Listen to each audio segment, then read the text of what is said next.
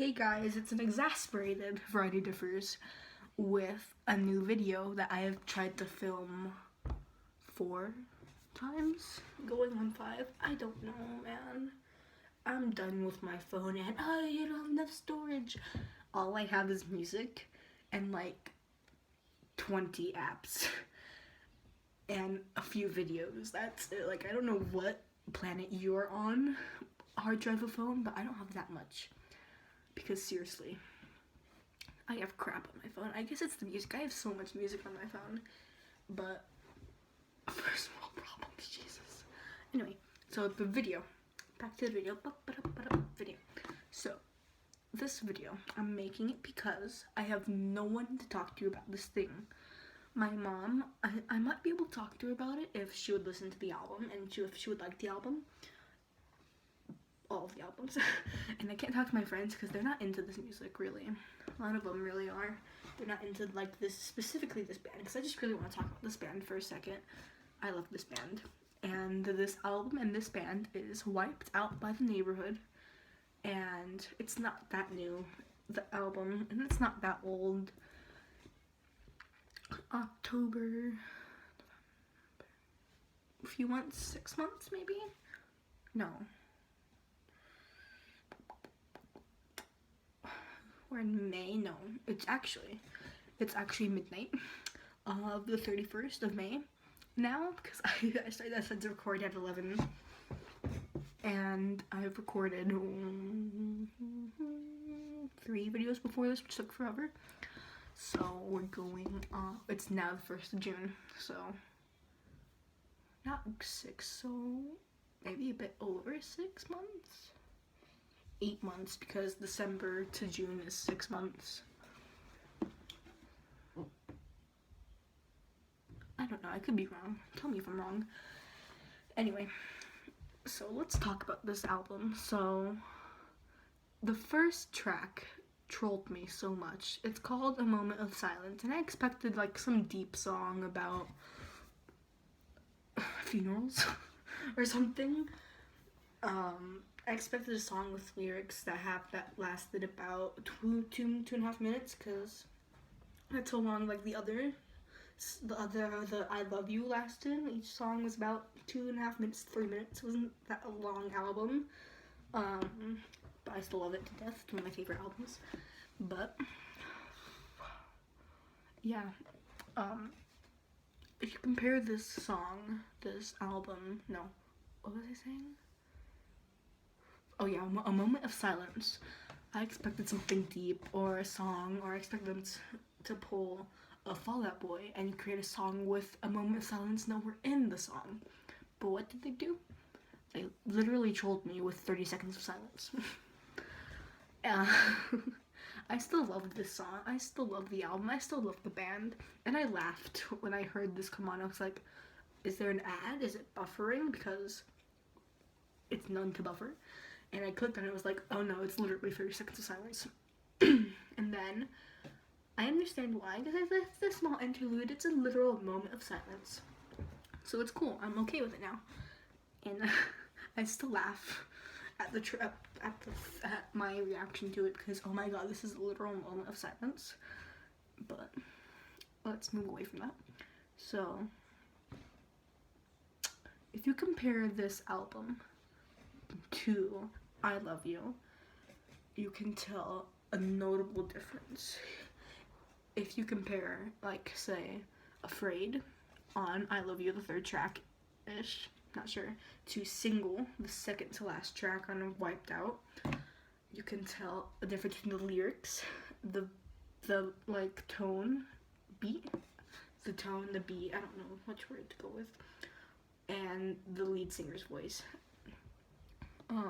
Jesse, I think the lead singer is. Correct me, please. Please correct me. But you can tell a difference between that, because the lyrics are less angsty. The beat is like different, but you can still tell it's the same band. And then the voice. Let's talk about his voice for a second, because I knew it was the same band, because I was listening to. But if you were to listen to, Afraid or Float or How, and compare it to Single, Cry Baby, wiped out the song, the album. Maybe even Ferrari.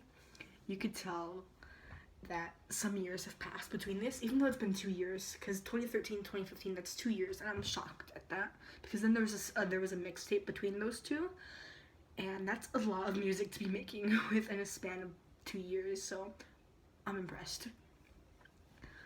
But let's step away. So back to what I was saying about the voice. Seriously, you can tell that there has few years have passed, because when I first listened, I'm gonna use a comparison in like a few minutes, but when I first heard, so here I am, I'm listening to music, I have my headphones in, I had just finished with listening to Misadventures, I have my headphones in, I'm on Tumblr, or I was writing, and then here comes, I had been trolled for 30 seconds, I had listened to Pray, great song, and then here comes Crybaby, and the first thing that shocks me is the bass line, because that's a strong bass line, and I love bass lines. It's like, and then here comes the voice and the lyrics. Let's talk about the voice first. So you can tell it's the same band, same guy, same lead singer, nothing has really changed, but you can tell that a year has passed. If you compare it to Panic at the Disco, if you compare Pretty Odd to Vices and Virtues, you can tell that there's something different about the guitar. Both the guitar and the bass is kind of different, because both Ryan Ross, the guitarist, and Joe Walker, I think that was his name, the bassist, left, or maybe they were flipped, I'm not sure. They left between, they left in 2009, I think. And then, yeah, because 2008 was Pretty Odd. But if you compare Pretty Odd to Vices and Virtues, you can tell the vocals have changed, the beat has changed, the guitar has changed, like so much has changed within the span of time. You can tell that something notably different happened. And I can't exactly compare something as the change of the two band members leaving Panic at the Disco to us, like barely no change to Neighbourhood, but still, you can tell that something has changed. But despite that, you can tell it's the same band, and it's sort of like We're So Starving in the first track of Pretty Odd. You can tell that, oh my god, it's a new band, years have passed, it's a new band, they sound different, but they're still the same band, and I'm in love with that concept that a vocalist's voice can change so much but still be the same, if that makes any sense.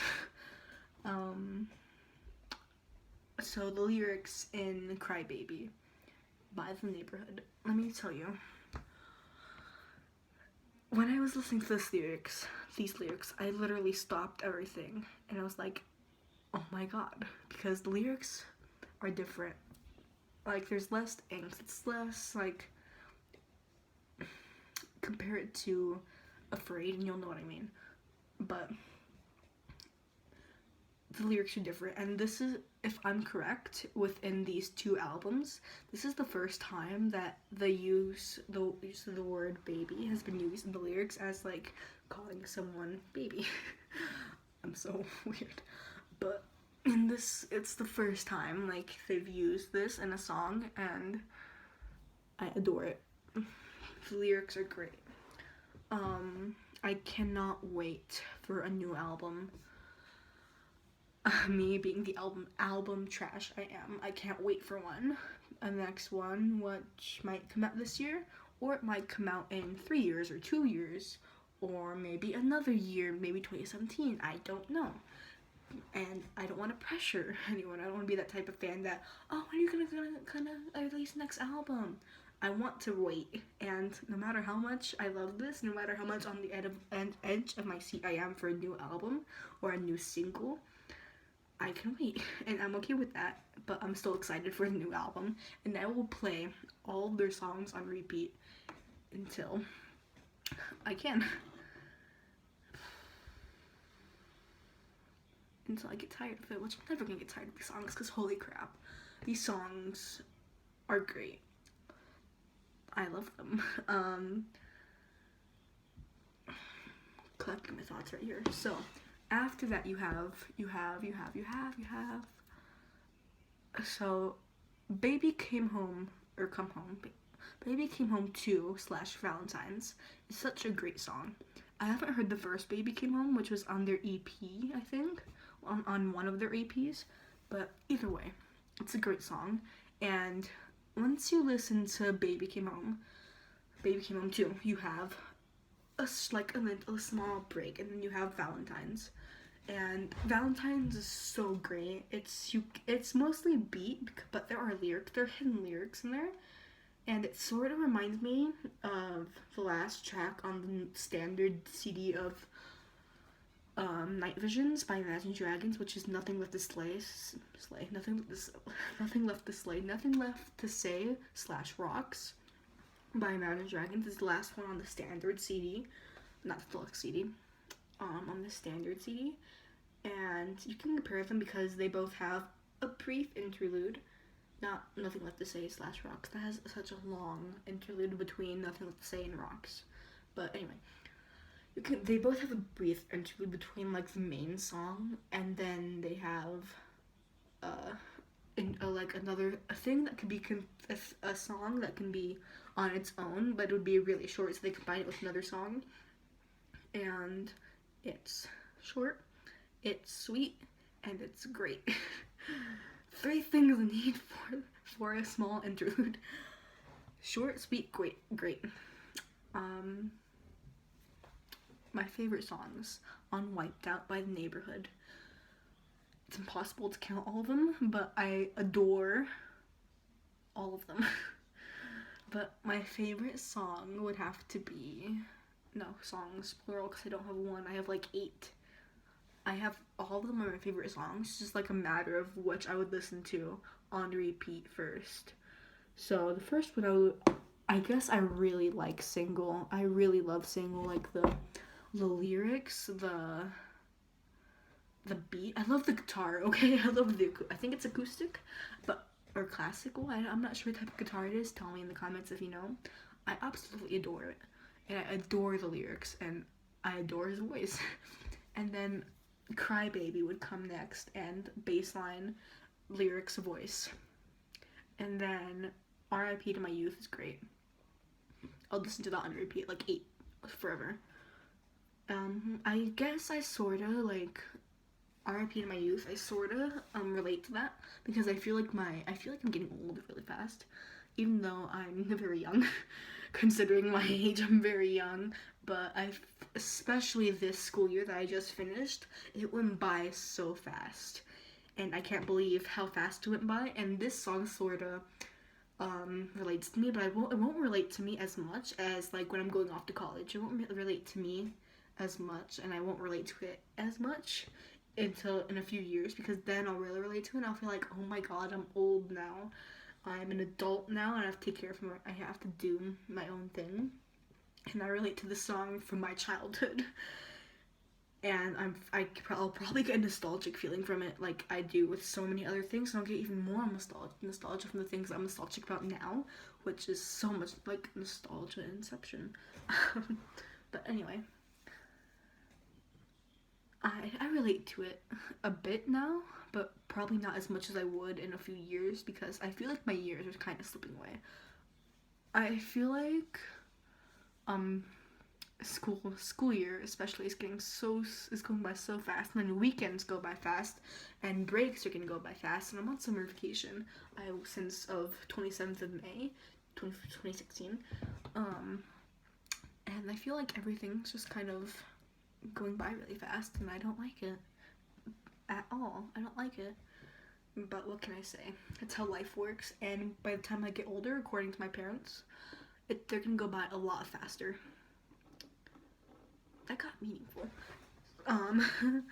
After R.I.P. to My Youth, my song of what I play on repeat would be The Beach. Oh my god, I love The Beach so much. It's so great.